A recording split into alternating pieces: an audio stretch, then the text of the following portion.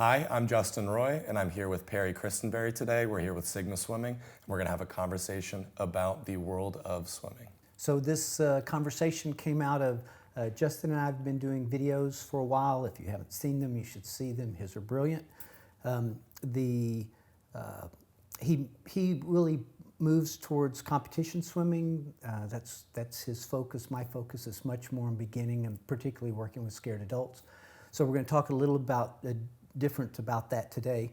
And one of the things he said in his video was that kicking was the engine of the stroke, which I completely disagree with. And so we were standing around on the deck talking about kicking and how you perceive those and how those things are different. And some brilliant person, no idea who it was, said, hey, that'd be a great topic for a conversation. So here we are to talk about it. So we'll start talking about kicking, if that's good for you, and then we'll build and go from there. Great. So the conversation was kicking is the engine of the stroke. That's what keeps it moving and going.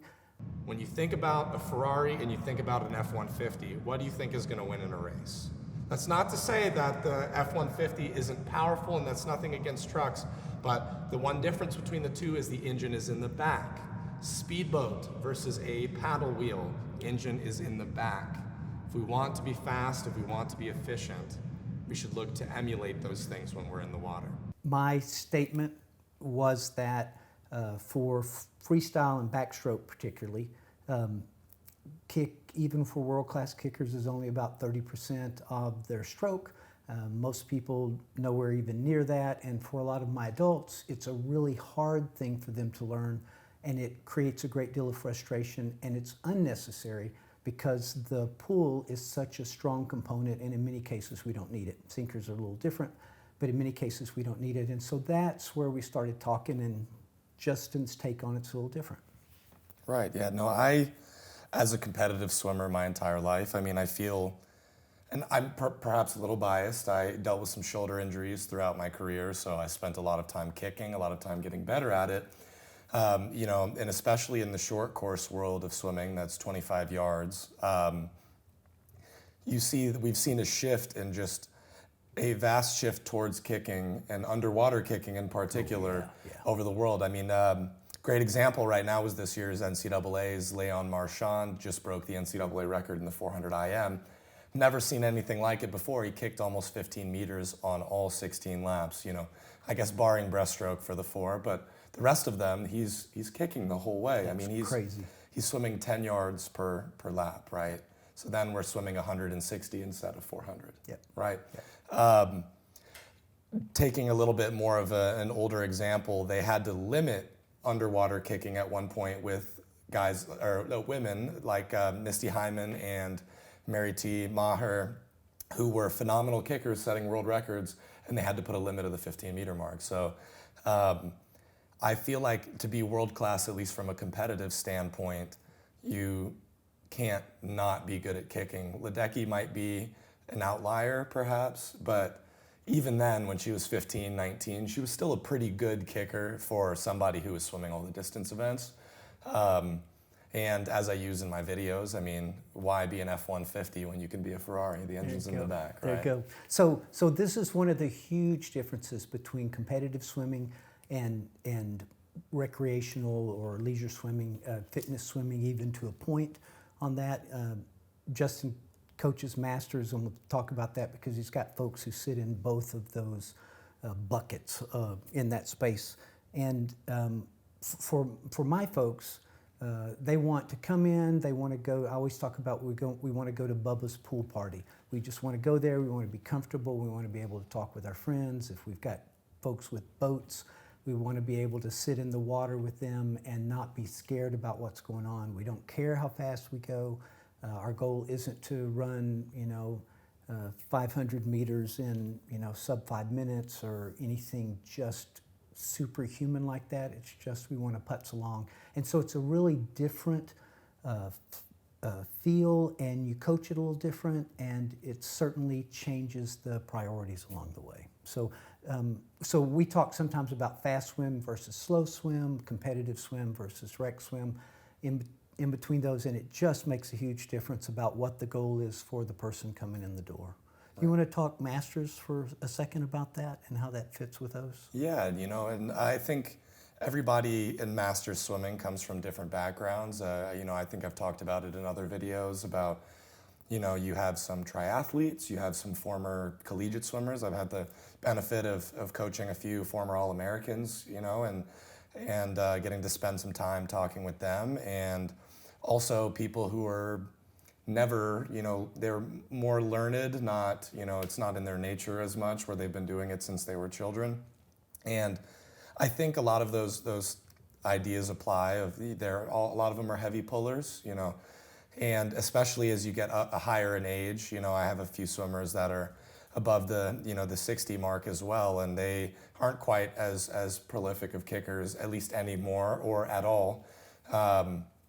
And so it's interesting to think about from a mobility standpoint too. A lot of the master swimmers, as they get into adulthood, it's just a little bit more natural to move through with the arms than to be, our hips get tight. My hips get tight. I've had tendonitis since I was 15. So I understand that. I think an interesting point to make that, I was thinking about while you were talking is kicking is pretty hydrodynamic for the most part. I mean, if you're kicking with a board or on your back, you're in a straight line, right? You're not having to, lift your arms out of the water. And for the most part, most people are natural floaters. Right, most, right. No, it's agreed. Except so many of your certainly your world-class people are not going to be floaters. They're not going to fit that category, the vast majority of those guys. Right. So, once upon a time, I couldn't float very well, but things have changed, right? Yeah, I share that with you. Yeah. But I think it's really interesting to think about floating from a weighting perspective. So if you're just laying on your back, it does take a little bit more to bring the arm around. I mean, this is incrementally, of course, right? But I can tell you, and I've talked to many a master swimmer, and even some of my own club swimmers who I coach, that I can just sit there and pedal the bike all day. Yeah. I can just lay on my back, put my head on the pillow, that is the water, and go. So some of it is strenuous because you are having to push more of your body weight. But I mean, the analogy I've used with you in our previous conversation is would you rather walk up a flight of stairs or crawl on your hands up a flight of stairs? And what's going to be easier, And that's what I always felt. But once again, I tend to lean my bias towards kicking because I liked it, and it was something that became such a formative part of my growth in my own career. Yep. And I know I talked with Andrew, who's the founder of Sigma, about the conversation we had. And his statement was, technically it's probably right, at least for flutter kick, which is what we were talking about in this case because it was freestyle.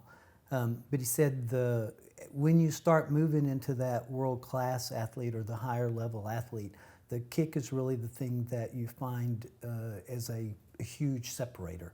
And it really makes it's such a gigantic difference that it's the thing you focus on as a competitive coach much more than maybe even that you certainly don't even need to hit that kind of a focus for fitness, but you certainly have to have it to be serious in the competition world. And that made sense to me. It's like, okay, I get that. And then, of course, the other piece is, the Sigma comes out of a competitive space, right? Everything we started with was about competition. And it's now broadened out further, and we even have some water polo tucked away in there, and we've got all of our adults and our scared swimmer stuff that's been built out there. So it's kind of changing, but it's come out of that competitive place. But the thing that I keep reminding myself of, most of my people who come in, they want to go snorkeling, a few want to be scuba divers, they want to play in the pool with their grandkids. Those are the spaces they want to go, and there's a bigger world. So when I was young, Johnny Weissmuller was the man in competitive swimming. He became Tarzan, for those of you who are old like me who remember those movies. He always swam with his head out of the water. He won gold medals. He was never beaten in a professional race. He never put his face in the water when he swam. unheard of today, right? Absolutely unheard of. That's the way I learned to swim. That's the way everybody swam, because that's the way Johnny swam. It's still the way water polo people swim, you know, unless they're going back to relax. It's like they just scored their point, they're going to coast back, they're going to get in their place. They'll put their face in the water then, just as a relax and let them settle. But when they're playing, when they're in the middle of the game and they're swimming, their head's up, they're watching it. If they've got the ball, it's between their hands as they're moving along and pushing. Artistic swimmers, the old synchronized swimmers, are some of my favorite people. You know, their heads are out of the water when they're swimming and moving, and they're doing it in a very stiff, kind of a formal way, which I think is absolutely fascinating, because I've tried and I nearly killed myself doing that. And you know, and they spend such a huge amount of time sculling and treading, which isn't something that you need to stay alive in my leisure world, in my, you know, Bubba's pool party world kind of deal. And which doing any of that would be a travesty for a competitive swimmer, right? It's like, what are you doing? Get your head down, you know, that whole thing. So just thinking about the breadth of swim that is out there that sometimes we don't see as we come out of a competitive space, and we think this is all there is, and it's really a whole lot bigger game.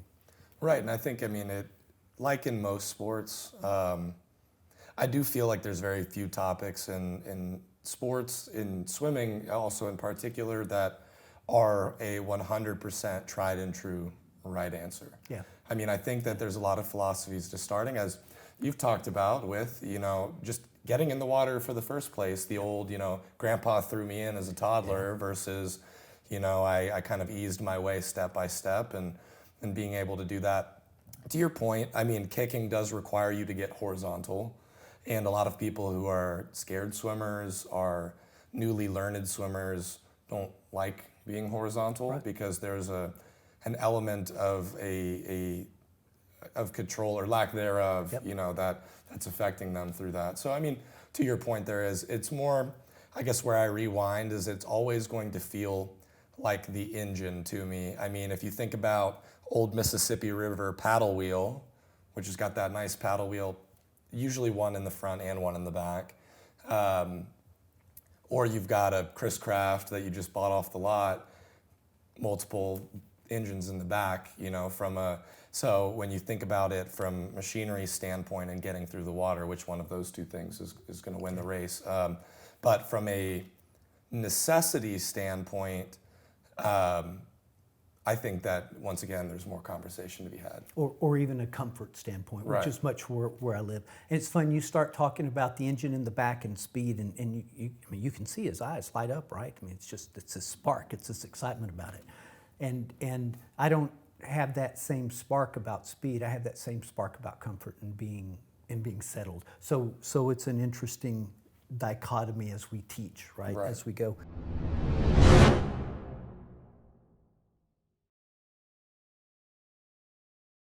Thanks for watching today's video. If you liked it, be sure to subscribe, share, ring the bell, comment with any questions. If you're in the DFW area and you'd like more information on swim lessons or swim team, be sure to visit www.sigmaswim.org.